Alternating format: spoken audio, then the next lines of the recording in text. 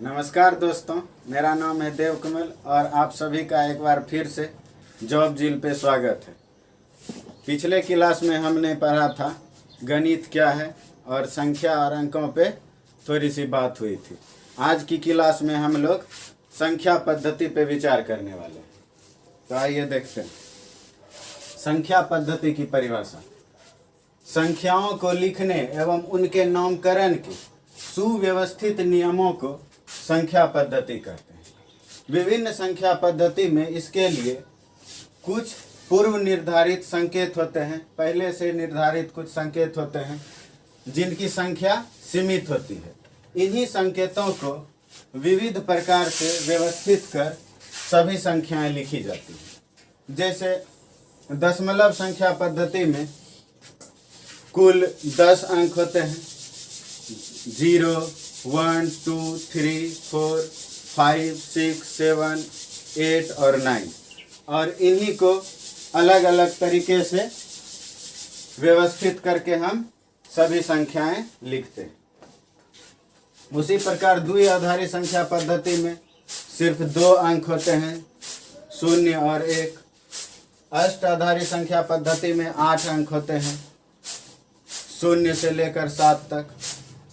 षट दशमिक संख्या पद्धति में 16 अंक होते हैं, 1 से 15 तक, लेकिन 10 से 15 तक को इंग्लिश की बड़ी अक्षर कैपिटल लेटर से हम लोग सूचित करते हैं। 10 के लिए ए, 11 के लिए बी, 12 के लिए सी, 13 के लिए डी। इसी प्रकार रोमन में तो पूरी तरह से ये अलग ही हो जाता है। रोमन में 1 के लिए अंग्रेजी के कैपिटल लेटर आई से सूचित करते हैं, 5 के लिए भी से सूचित करते हैं। तो इसी तरह संख्या पद्धति में विभिन्न प्रकार की संख्याओं को लिखने के लिए एक निश्चित व्यवस्था होती है और उसी के आधार पर हम सभी संख्याओं को लिखते हैं। प्रमुख संख्या पद्धतियां कौन कौन सी हैं? पहली तो दशमलव संख्या पद्धति या दशमिक संख्या पद्धति, दूसरी द्विआधारी संख्या पद्धति, तीसरी अष्टाधारी संख्या पद्धति, चौथी षट दशमिक या षोडशी संख्या पद्धति और 5वीं रोमन संख्या पद्धति। दशमलव संख्या पद्धति को ही हम लोग डेसिमल नंबर सिस्टम कहते हैं, द्विआधारी को बाइनरी नंबर सिस्टम कहते हैं, अष्टाधारी को ऑक्टल नंबर सिस्टम कहते हैं, षट दशमिक या षोडशी को हेक्साडेसिमल नंबर सिस्टम कहते हैं और रोमन को रोमन ही कहते हैं, रोमन नंबर सिस्टम कहते हैं। तो इसके बाद हम लोग दशमलव संख्या पद्धति को लेकर आगे चलेंगे और फिर उसके बाद द्विआधारी, अष्टाधारी और आगे की सभी संख्या पद्धतियां पढ़ेंगे। दशमलव संख्या पद्धति में हम लोग आज पढ़ने वाले हैं कि संख्याओं को लिखते कैसे हैं, संख्याओं में अंकों का कौन कौन सा मान होता है, और उसके अगले वाले क्लास में द्विआधारी, अष्टाधारी, षट दशमिक और रोमन पढ़ेंगे। तो चलिए हम लोग दशमलव संख्या पद्धति देखते हैं। हमारे दैनिक जीवन में प्रयुक्त होने वाली संख्या पद्धति ही दशमलव संख्या पद्धति कहलाती है। इस संख्या पद्धति में कुल 10 संकेतों 0, 1, 2, 3, 4, 5, 6, 7, 8 तथा 9 का प्रयोग किया जाता है। इसी कारण इस संख्या पद्धति का आधार 10 होता है। किसी संख्या को लिखने के लिए हम दाईं से बाईं ओर क्रमशः इकाई, दहाई, सैकड़ा, हजार, 10,000, लाख, 10 लाख, करोड़, 10 करोड़, अरब, 10 अरब, खरब, 10 खरब, नील, 10 नील, पद्म, 10 पद्म, शंख, 10 शंख, महाशंख आदि स्थानों तक लेते हैं। इकाई का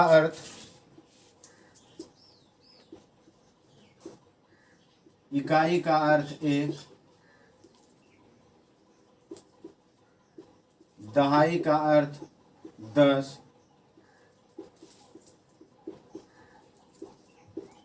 सैकड़े का अर्थ 100।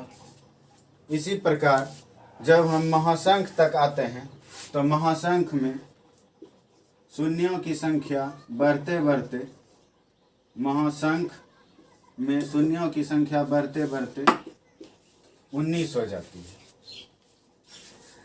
मतलब इकाई में एक भी जीरो नहीं होगा एक के बाद, दहाई में 1 जीरो, सैकड़े में 2 जीरो, 1000 में 3 जीरो, 10,000 में 4 जीरो, 1 लाख में 5 जीरो, 10 लाख में 6 जीरो, और महासंख्य आते आते शून्यों की संख्या 19 हो जाएगी।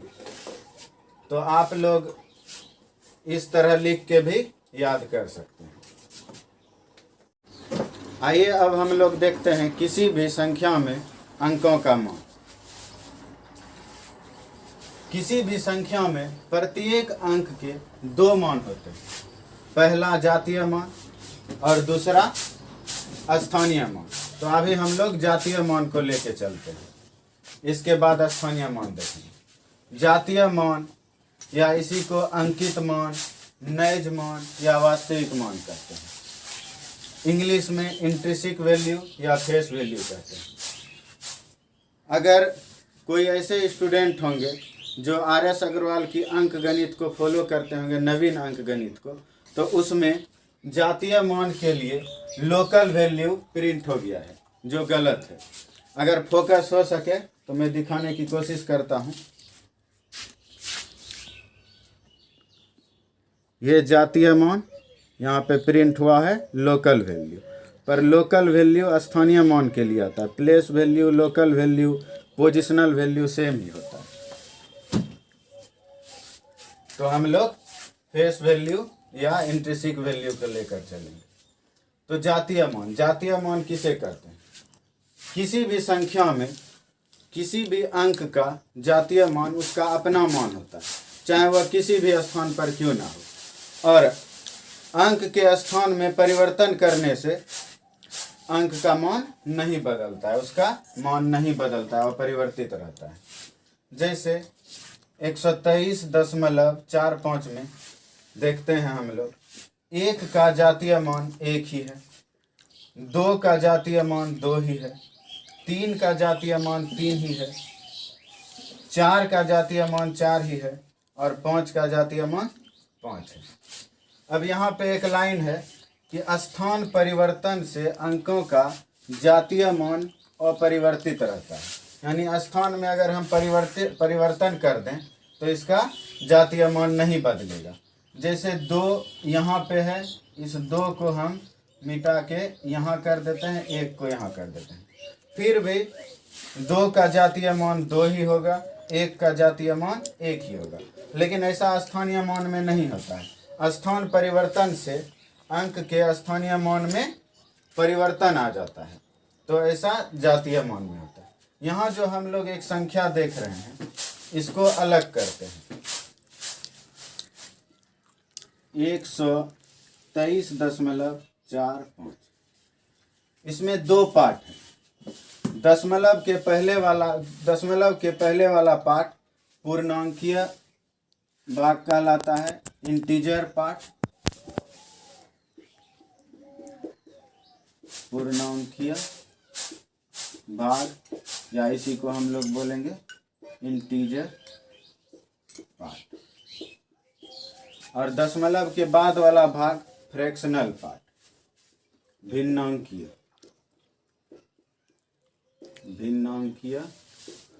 भाग या इसी को हम लोग बोलेंगे फ्रैक्शनल पार्ट। अब हम लोग देखते हैं स्थानीय मान। स्थानीय मान में ये पूर्णांकीय पार्ट, पूर्णांकीय भाग और फिर भिन्नांकीय भाग, इन दोनों का स्थानीय मान अलग अलग तरीके से कैसे लिखते हैं ये सीखेंगे।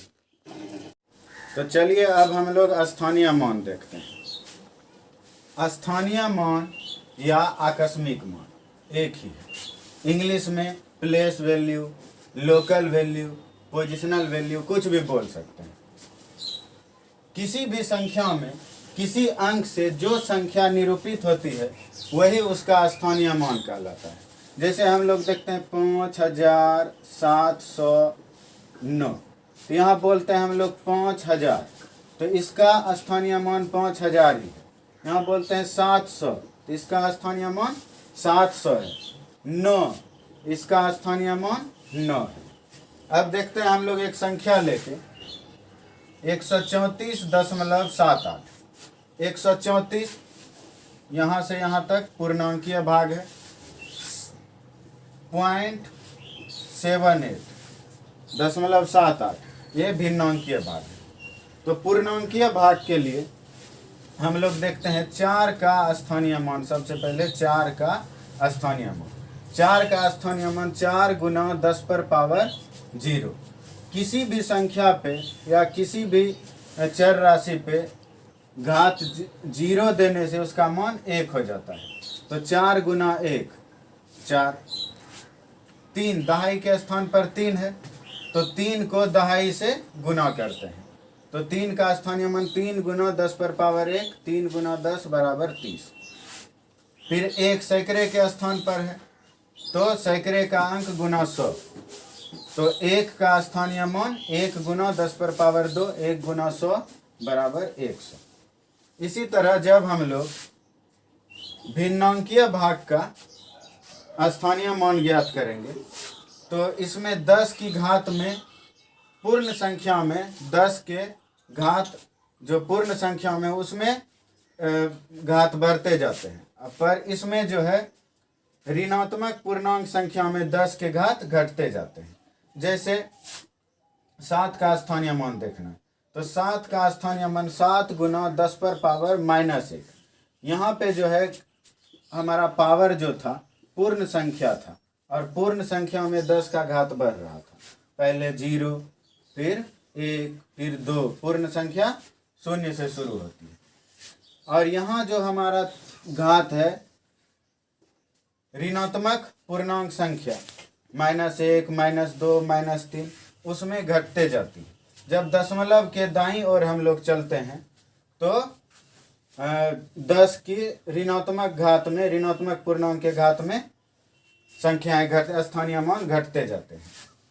तो 7 गुना 10 पर पावर -1 बराबर 7 गुना 1/10 बराबर 7/10। इसी तरह 8 का स्थानीय मान 8 गुना 10 पर पावर -2, 8 गुना 1/100 बराबर 8/100। इसको हम लोग इस तरह से याद रख सकते हैं। जैसे ये संख्या है, संख्या को ऐसे लिख देंगे हम लोग 134.78। जब दशमलव के बाईं ओर आएंगे तो यहाँ 10 पर पावर, दशमलव के जब बाईं ओर आएंगे तो यहाँ 10 पर पावर 0, 10 पर पावर 1, 10 पर पावर 2, 10 का घात 0, 10 का घात 1, 10 का घात 2।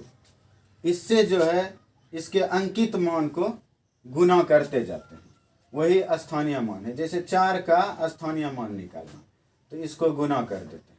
तो 4 गुना 10 पर पावर 0, 4 गुना 1 बराबर 4। इसी तरह 3 का स्थानीय मान है, तो 3 गुना 10 पर पावर 1, 30। 1 का स्थानीय मान है, इसको आपस में गुना कर दें। 1 गुना 10 पर पावर 2, 1 गुना 100 बराबर 100। फिर जब हम इधर आएंगे तो इधर 10 की घात में घटता जाएगा। 10 पर पावर -1, 10 पर पावर -2। इसको आपस में गुना करेंगे। 7 गुना 10 पर पावर -1, 7/10।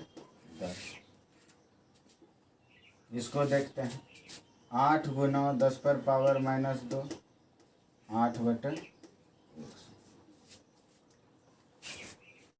अब हम लोग देखने वाले हैं संख्याओं को शब्दों में लिखना।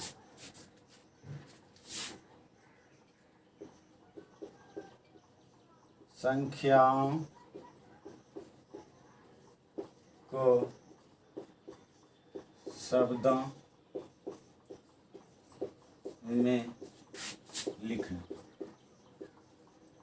इसके लिए आप लोग इकाई, दहाई, सैकड़ा, हजार इसको याद रखेंगे।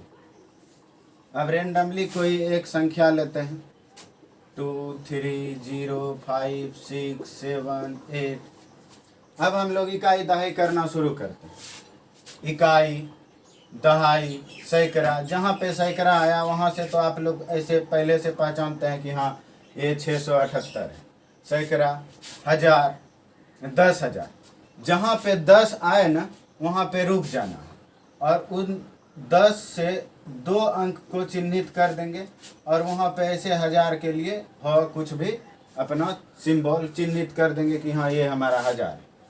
हजार, 10,000, लाख, 10 लाख, फिर 10 आ गया, 10 आए तो 2 अंक को चिन्हित कर देंगे और वहाँ पे रुक जाएंगे। 10 लाख। अब जो है डायरेक्ट हम लोग लिखेंगे इसको। 23 को चिन्हित किए थे और यहाँ पे हम लोगों ने एक सिंबल दिया था ल से लाख, तो 23 लाख, 23 लाख। फिर उसके बाद 0 5 को 5 ही पढ़ेंगे, 5,000, 5,000, 678,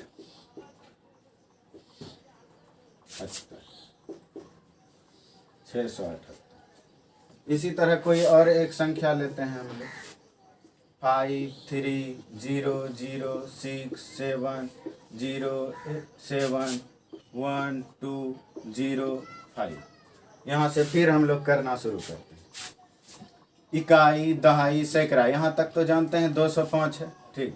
सैकड़ा, हजार, 10,000, 10 आया, 2 को चिन्हित करते हैं, यहाँ पे ह लिखते हैं, इसका मतलब ये 71,000 है। हजार, 10,000, लाख, 10 लाख, फिर 10 आ गया, फिर यहाँ पे ल लिखेंगे, 10 लाख। करोड़, 10 करोड़। अरब, 10 अरब। नील। अगर ऐसे नहीं करेंगे आप लोग तो आप लोगों को बार बार फिर से इकाई, दहाई, सैकड़ा, हजार, 10,000, लाख, 10 लाख, करोड़, 10 करोड़, अरब, 10 अरब, खरब। यहाँ सॉरी, यहाँ नील नहीं होगा, खरब होगा, यहाँ ख लिख देते हैं। अगर ऐसे नहीं करेंगे आप लोग तो बार बार इकाई, दहाई करके काउंट करके और फिर से हमेशा बार बार पढ़ना पड़ेगा लिखने के लिए। ऐसे एक बार में चिन्हित कर दिए, अब डायरेक्ट लिखना शुरू करते हैं। अब इसको लिखेंगे हम लोग, तो 5 के नीचे क्या है, ख है, खरब, तो डायरेक्ट लिखेंगे 5 खरब। फिर उसके बाद 30 के नीचे अ है तो 30 अरब, 30 अरब। 0 और 6 के नीचे क है तो 6 करोड़, 6 करोड़। और 70 के नीचे ल है 70 लाख, 70 लाख। और 71 के नीचे ह है तो 71,000, 71,000। और ये तो 205 है तो 205, 205।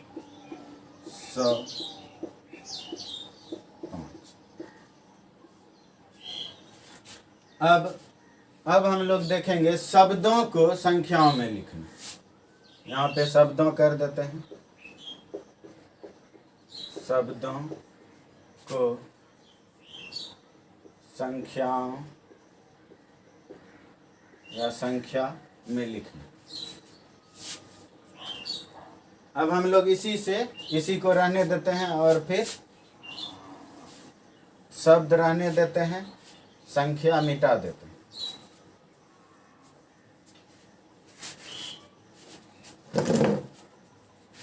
ये पहला है, ये दूसरा है।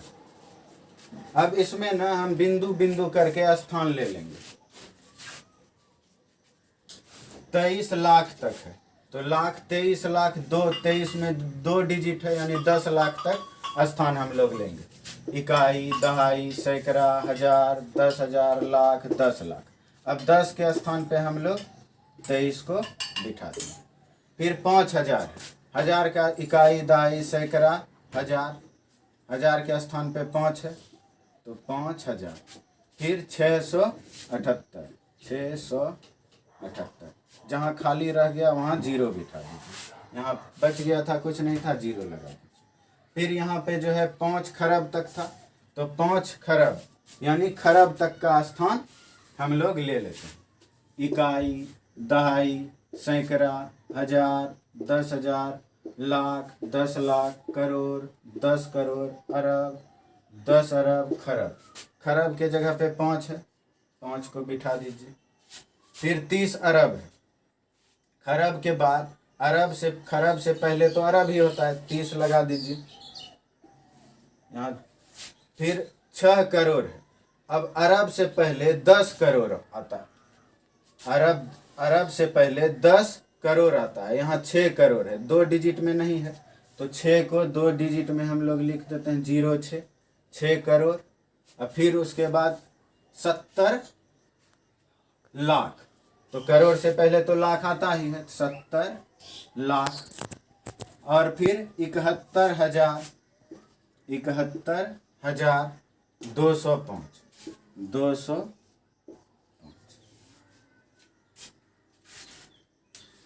तो आज की क्लास में यहीं तक, आज की क्लास को समाप्त करते हैं।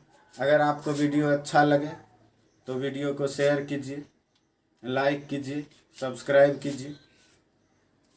Thank you.